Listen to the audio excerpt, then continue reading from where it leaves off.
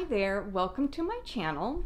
If you're new here, I am recovering from a recent relapse with my eating disorder, and I document my journey with recovery as well as I wear a lot of hats. I also am a curly girl, so I do videos on that. I own a business, I'm a wife, I'm a mom to 3 boys, I'm a professional musician, so I have a lot to share along my eating disorder recovery journey. Today, I'm going to talk about myths and misconceptions of eating disorders. Some of these myths I even believed until I went to treatment. I now have a wonderful outpatient team, and I have learned a lot along the way. I think it's important to discuss eating disorders and not let them be so taboo. Eating disorders are very misunderstood, so because of that, it can take a long time to get diagnosed, or it's hard to really know how to support someone in an eating disorder. So for a lot of different reasons, I am going to discuss a few of the myths and misconceptions over eating disorder. So myth number 1, you can tell by looking at someone if they have an eating disorder. This is not true. This is completely false. You do not need to be emaciated to have an eating disorder.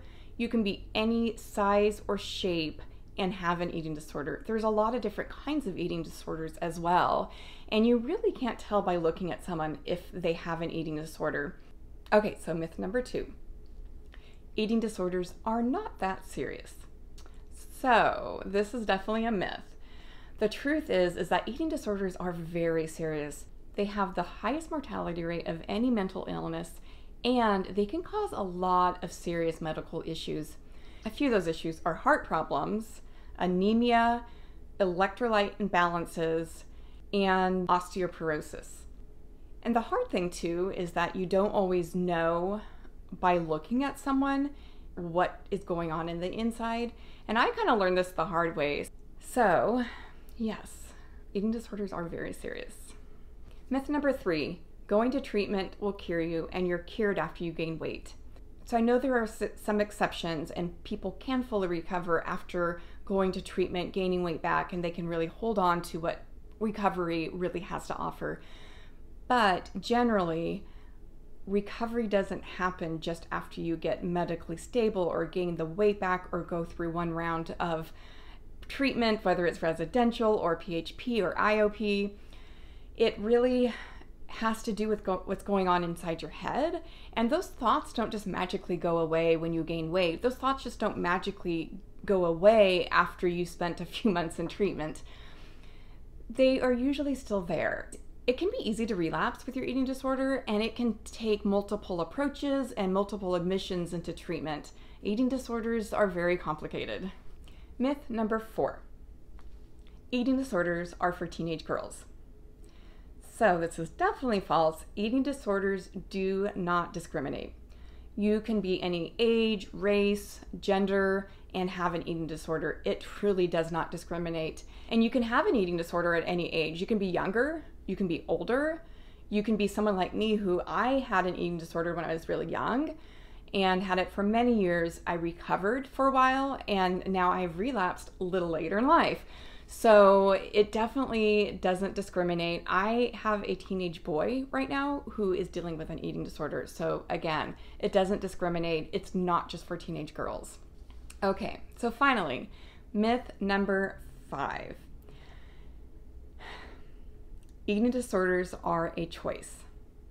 So this is a big one. All of these are big ones, but this one is one I know is really misunderstood.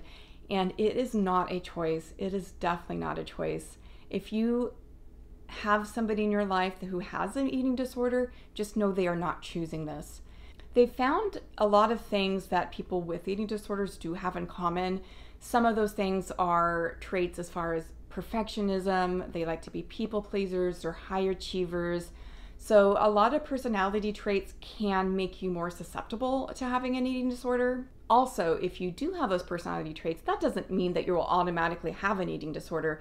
That is just one component that can go into developing one.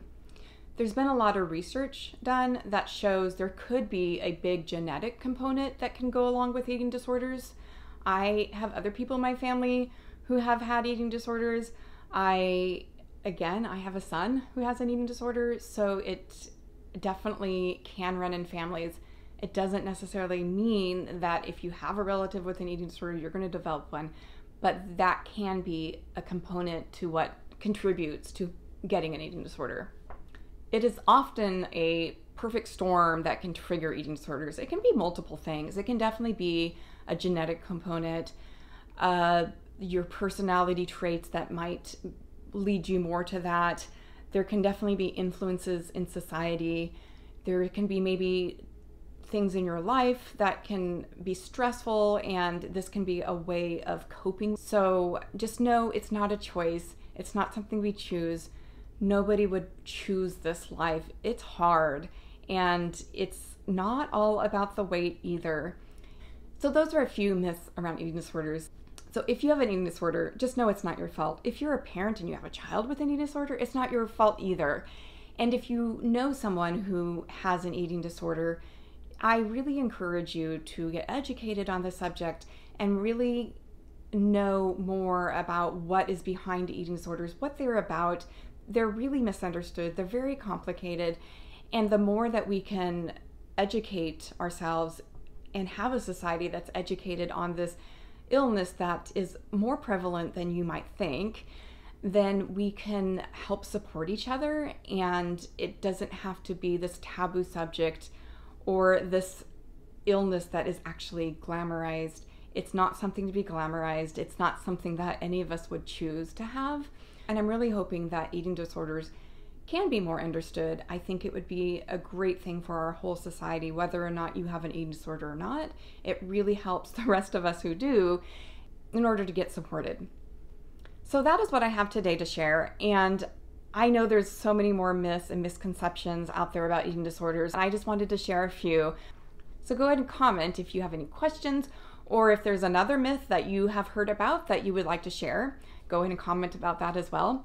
And please go ahead and subscribe to my channel. I would really appreciate it. And if you liked this video, go ahead and give it a like. That gives me the information that you like this kind of content.